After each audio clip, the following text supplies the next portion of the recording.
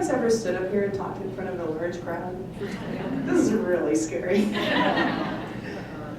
I'd rather be here. With my balloon pump, my CRT, my BiVAD, my ECMO, my vent, my Swan. This is what I love. This is where I'm happy. This is where technology has taken us. This is the 21st century where everything can be fixed, where lives can be saved, and at least for a little bit, death can be forestalled. So these past 2 decades, we've seen a huge increase in the power of technology. So much so that it's really taken priority over the care we give. We've become task-based, as you all know, technology-based. We're always on our computers. So when we have a problem in this 21st century of technology, and we experience lack of control, chaos, disorder, stress, bleeding, hypotension, the things we see every day at work, what do? We run into the room and start adjusting things. We need to fix it. We always feel like we need to fix it. We can do this. We're trained for this. We're experts. We know exactly what to do. We adjust the drips, we give more blood, we treat the infections, all knobs to the right. We monitor everything, every neuro change, every twitch, every arrhythmia. We go to CAT scan, we go to MRI. We get more drugs, more machines, more everything. This is where we're comfortable. It's what we do in times of stress. We seek comfort in what we know and what we're able to do well. And sometimes, oftentimes, we hide behind this cloak of technology in order to have some semblance of order and control in our lives. But the danger is that we can easily lose sight of the person behind all these machines, of the patient in the bed. And pretty soon they become the heart in 108, the ventric in 205, the balloon pump in 249, or the PIA in 39. Our patients oftentimes become dehumanized and reduced to a collection of diseases and problems that need to be fixed.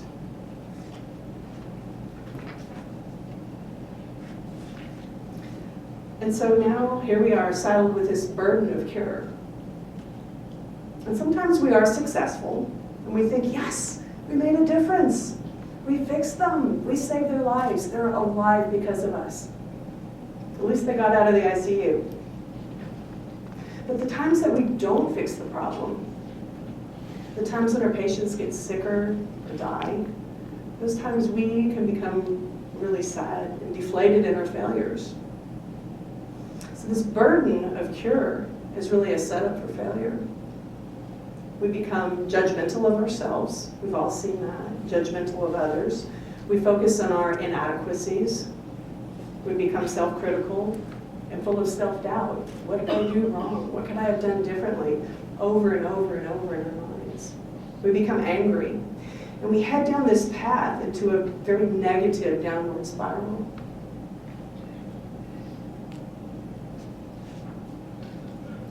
So the result of this overwhelming burden of cure, the problem with our task-based, technology-based environment in which we work, is that it sets us up for a lack of involvement.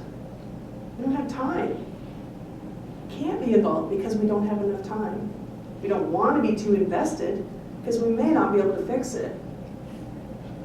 So we have poor communication. It leads to a decrease in trust with our patients.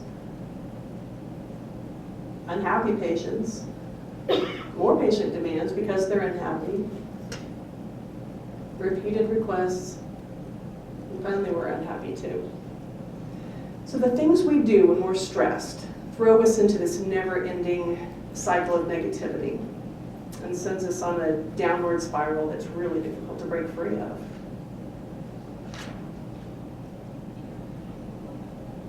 So what can we do about it?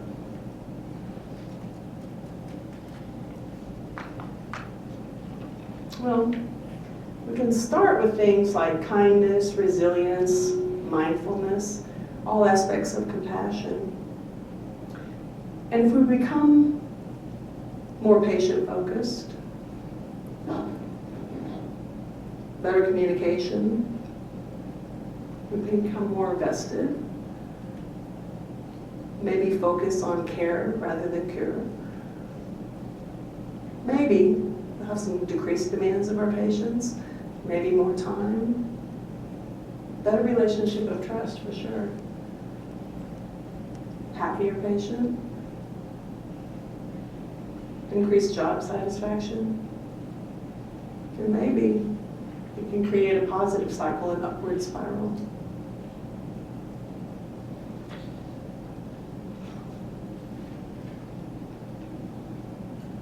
What will this look like? What does it look like in your practice, in your life? How can you make a difference?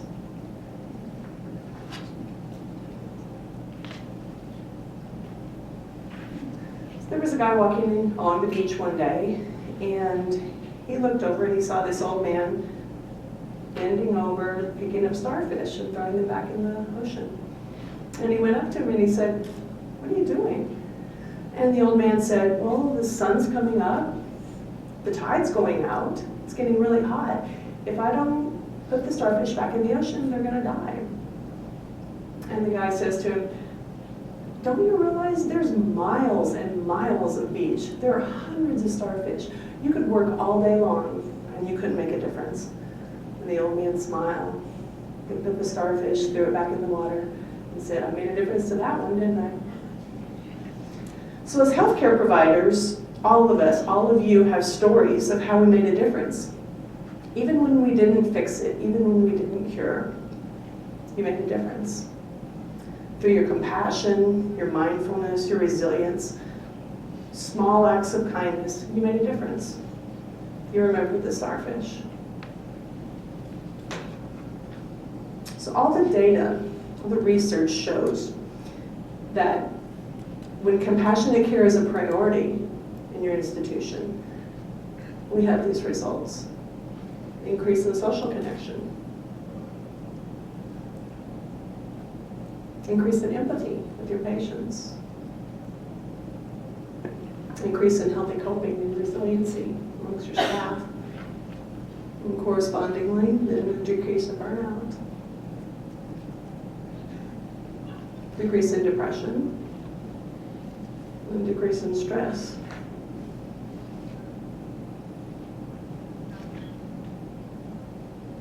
But what is compassionate care? It's a hot topic. It's a word to be bandy about. What is compassion, anyway? A recent article in Nursing Times says that compassion is a fundamental element of healthcare. It involves seeing the patient's situation as more than medical scenario, more than routine procedures, more than just the competent execution of skills. It involves doing, certainly it involves skills and knowledge for sure, but it also involves being, the emotional and social caring that we have with our patients. And ideally, compassion is integrated into everything we do. So then hopefully it becomes a set of behaviors that we practice every day, not just when someone needs it. When we talk about compassion, we talk about three things. Compassion with our patients, which is really patient-centered care. Compassion with ourselves, taking care of ourselves. And compassion with each other, taking care of our coworkers.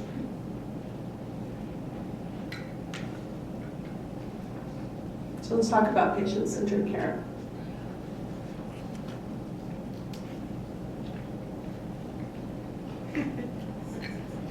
I love this picture. So the term patient-centered care has really been around since the early 1980s with Jean Watson, relationship-based care, as she talks about. And it means shifting our focus away from the technology, away from the diseases, and back to the family of patients. These days, technology, as great as it is not enough anymore. What our patients want, what's needed, is care that's focused on the patient.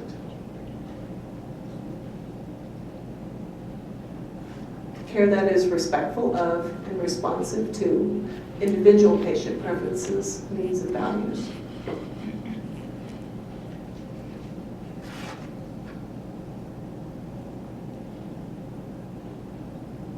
Nothing about me without me. In the late 90s, this became the slogan for patient-centered care advocates. And it says everything. Nothing about me without me.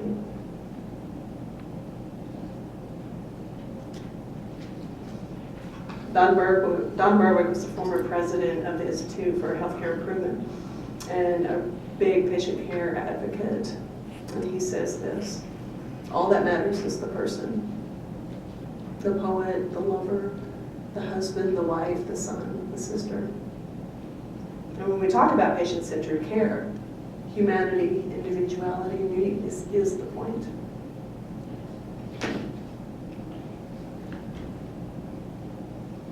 So before our patients landed in our hospital, ostensibly they were minding their own business, living their own lives. So suddenly they're seriously ill, and they're connected to machines and wires and pumped full of drugs and poked and prodded and questioned. Oftentimes they're alone, without family or familiar faces. And doctors, nurses, aides, pharmacists, all strangers are in and out of the rooms all hours of the day and night, uninvited. So as patient-centered advocates, this is the thing to remember. We're the stranger. We're the stranger in our patients' lives. We're the guest. It's their lives that we're stepping into. And as the stranger, as the guest, it's really important to be mindful of who is the stranger and who's at home. Don Berwick tells a story of an elderly man who was hospitalized and admitted to the ICU with an intracranial hemorrhage. And it was clear that he was not going to live too much longer. So he was separated from his wife. This was back in the day. And his wife was only allowed 4 short or 5-minute visits every day. And he wanted to be with her. And he asked repeatedly, "Where's my wife? I want to be with my wife." And the answer was, "Sorry, it's against the rules. Visitors are not allowed." And his response was, "She's not a visitor, she's my wife." Someone forgot who was at home and who was the stranger. So Robin Youngson is a physician and author, and his book, Time to Care, he talks about the culture of our institutions in which patients are stripped of their power, stripped of their clothes, stripped of their identity. They're forcibly separated from their loved ones, and they have to endure a lot. And as healthcare professionals, we're so immersed in the culture of our institution that we barely notice what happens to patients. It's all normal for us. This is normal. This is what we see every day. It's all routine. We have seen and done these things hundreds of times. This is where we live. This is where we're comfortable. But for the patient and their family, this is anything but normal. This is terrifying. This may be the first time they've ever been in a hospital or ever had a procedure or surgery. Maybe their first experience with serious illness or death. For us, this is our day-to-day routine experience. For them, it's terrifying. Our normal daily routines and experiences are the stories that our patients tell for the rest of their lives. It's their lives we're stepping into. We are the guest, we're the stranger.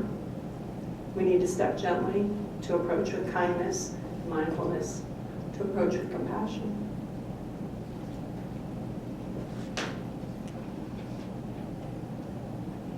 So taking care of ourselves. We talked a little earlier about the burden of cure and the feelings of failure and inadequacy, the focus on inadequacies that we experience when patient outcomes aren't optimal, not what we want. Compassion with ourselves involves focusing on care rather than the cure.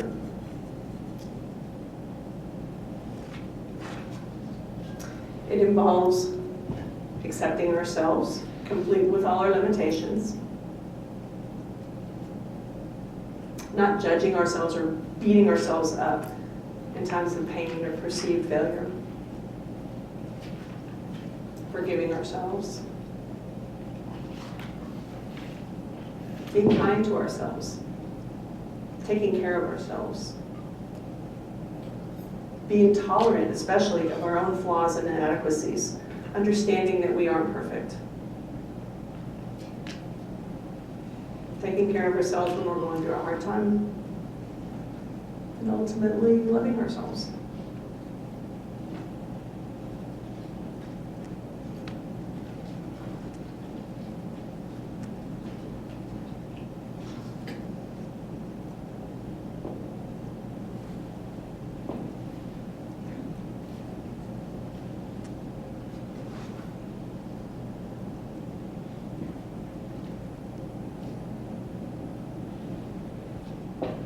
We all know how to take care of ourselves.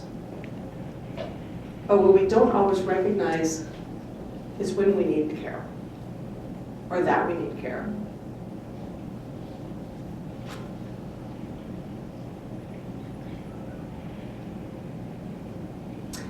How many times have we received cards and notes from families whose loved ones have died?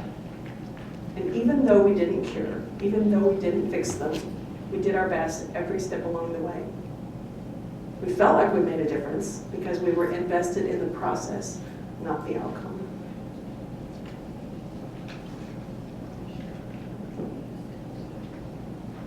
And finally, we've got compassion with each other, with our coworkers. Dr. Wilcox and I have a 5-year history of buying coffee for each other. It's the way we take care of each other.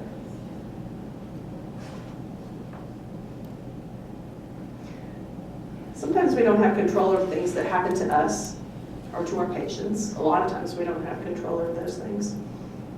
We do, however, have control over how we as a group take care of one another.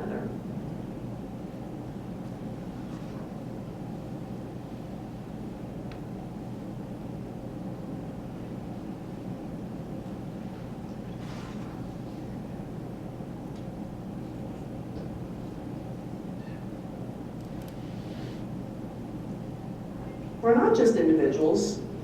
We don't work in a vacuum. We're not just individual nurses, doctors, respiratory therapists, aides, or technicians working by ourselves. Of course, we're a healthcare team.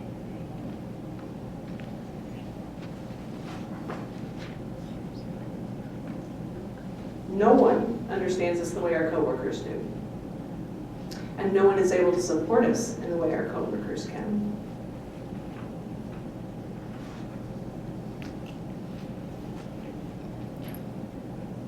So how can we be compassionate to each other? Do we recognize? Do we listen? Do we empathize? Do we understand? Do we forgive each other? Do we celebrate together? We create a supportive, positive work environment? And how do we do this? We can choose to love our work.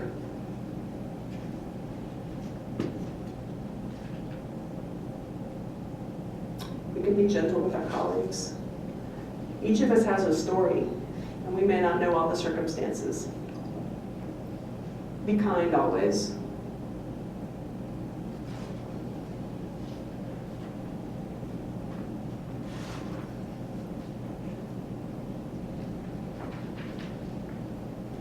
A small token of gratitude and appreciation goes a long way. Long way.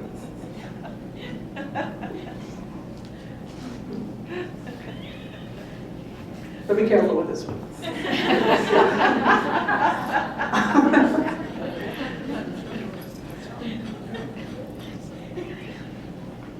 My son calls this paying into the karma bank. So those of us that are having a good day support those of us that are having not such a good day. And it'll come back to you.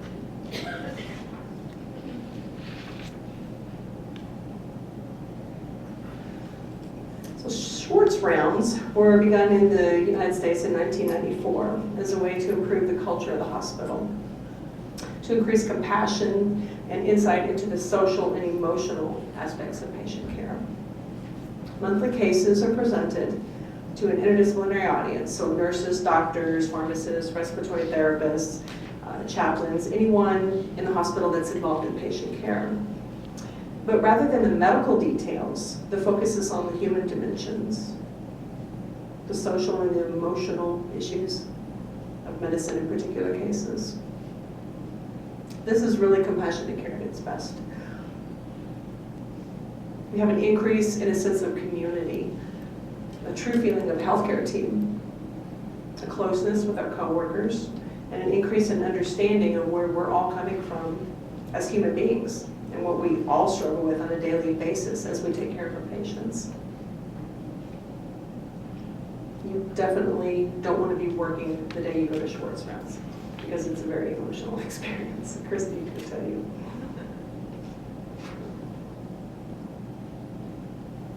So Robin Youngson, I mentioned him before, in his book, compares our healthcare system to a forest ecosystem that's been degraded and damaged through the years. Human care has been replaced by technology, and the natural ecosystem of healthcare is kindness and compassion. And he says that these qualities need to be reintroduced into our healthcare system, just as you would reintroduce plants, animals, trees into a forest ecosystem that's been damaged through the years. This is Mud Lake up near Netherlands, where I live. And about 15 years ago, for the last 100 years, it was a dump. It was used as a dumping ground. There were old cars and washing machines and beer cans and trash everywhere. And the city bought the parcel of land, which is about 500 acres. And the town got together, and over the next couple of years, completely cleaned it up, replanted trees, reintroduced. And now it's a beautiful, pristine area. We have the ability to do this with our healthcare system.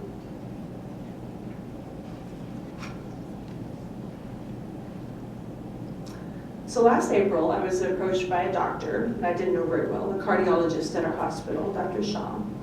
And he had a recommendation for a book club book. And Dr. Shaw said that he had met the author of the book at a recent trip to Louisville, Kentucky, talked with him all day. It was an amazing book and I needed to read it. So I read it. And this was really my first introduction to compassionate care. I'd heard the term, but I didn't really understand what it was about. So after the reading the book and talking about it at book club, Dr. Shaw and I decided to launch a compassionate care project in the ICU. 6 months later, after a lot of research and planning and hair pulling, we held our first compassionate care symposium in September 2015. It was an all-day event. We had lectures in the morning. We had a potluck. We had breakout sessions in the afternoon on these components of compassionate care. We had 35 people that attended. Oh dear. Sagita. This is why I stay in the ICU. They don't let me out very often.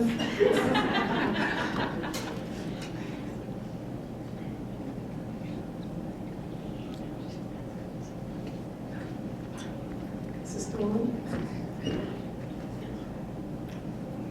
Anyway, 35 people attended. We had doctors, nurses, therapists, pharmacists, managers, dietitians. The hospital president came, the director of nursing. It was amazing, great success. Everybody loved it. The hospital president bought copies of Robin's book for all the attendees. There was a big write-up in the Boulder paper. There was an article on the BCH website. And then it was over. Wow, now what do we do? We knew we wanted to have another symposium for the whole hospital, but you can't live just symposium to symposium, relishing the good feelings. How do you incorporate the ideas into your everyday life? How are we going to, what are the practical things that we can do at work to carry on the concepts of compassionate care?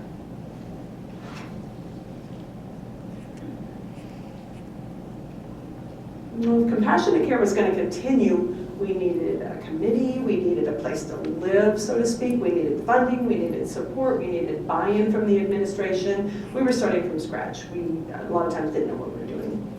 So I got together with Jamie Beachy, who was the head of our ethics committee and head of our chaplaincy at the hospital. And we met with Jackie, our dean of nursing, and decided that compassionate care would live under the umbrella of spiritual care. So good, I had a place, I had a funding, I had support, buy-in from administration. That was all great. We needed money. For next year's symposium. So we applied for a grant from the BCH Foundation. We received $5,000. That was awesome. Still, what were we going to do? What are the practical things? So what we've come up with, and this just happened a month ago, it was a very short time ago, we formed a hospital-wide compassionate care committee. I went to each unit of the hospital, each department, and got champions from those departments, and we formed our committee. Now we're holding monthly workshops throughout the year to address different issues that come up that are common concerns of nurses of every department: burnout, resiliency, stress, communication. Our first monthly workshop is on resiliency in February. We started a compassionate care library, so donated books so that people can check things out and find out about it. We started coffee breaks, or really tea time for the soul. So we try to do it monthly. We have little times with snacks and coffee and tea that the staff can just step away from their patients and just chill for a little bit. We got compassionate care cards made up, and little lolly jars, little candy jars, painted when someone's having a hard day, when their patients died, when they just need a little extra. And we sign the card and give it to them. Schwartz rounds are big. We have our new wellness committee that takes care of the staff. And in 2016, we have our Compassionate Care Symposium planned with international speakers, funded by our grant. So at this time, you're probably thinking, how can I possibly be compassionate? My patient just extubated himself. I haven't eaten all day. I maybe can't even go to the bathroom. He just pulled his PICC line out. He just fell out of bed. Somebody just pooped over here. On and on and on. How can I possibly have time for this? But I'll tell you, the days that I choose to be compassionate, and it's a choice, and it doesn't always happen. I'm human, I'm not Miss Compassion. But the days that I choose, the days that I take that extra minute to talk with my patient, or to sit down and explain something to the family, or to show a small act of kindness to my coworker, I still get out at the same time. I still check all my boxes, all my computer charting's done. I'm not more stressed or running late. Dang it. I am possessed. It all evens out. It takes the same amount of time. There's really no difference. The difference is, on those days, I leave feeling like I helped a little bit. Like I made a difference. Like I made a bad situation a little more tolerable because it was a small act of kindness. We all have that ability to connect with our patients and each other on a deeply human level. As healthcare workers, we have an innate understanding that as humans, we all experience life and death, happiness, sadness, fear, frustration, hope, and joy. We see this entire spectrum every day that we work. And every day we can do things to help our patients and each other on this journey. Every day we can pick up another starfish and throw it back in the sea. Every day we can make a difference. How will you make a difference?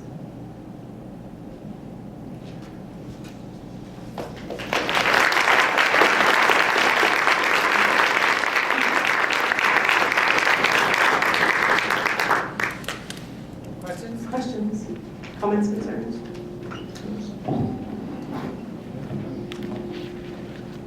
What is the name of the book that Dr. Shah asked you to read? It's called Time to Care. And Robin Youngson is the author. I left copies of my resources of bibliographies, books, TED Talks, videos, and compassionate care organizations worldwide and in our United States at the back, on the back table, if anybody's interested. Time to Care. It's a good book club book too.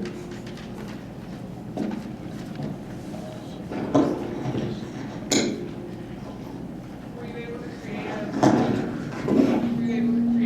book club within the hospital where a number of nurses read that book? We have an interesting book club. We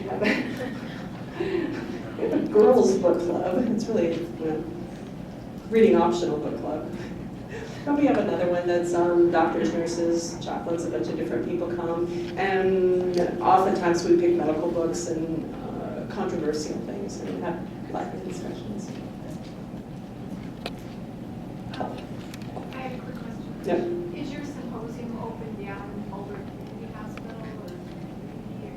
I would say yes. I would love to see people, from the outside come. Yeah. We only have, I think it's 80 spots. It's scheduled September 23rd for 2016. It's on a Friday. It's an all-day event. My friend Bernadette Brady, who does compassionate care in Australia, she travels throughout the country, Australia, lecturing on compassionate care, helping hospitals set up their programs. She's going to be our speaker. And Robin Youngson, actually the author of the book, I spoke with about a month ago, and he's going to try to make it, so we'll see.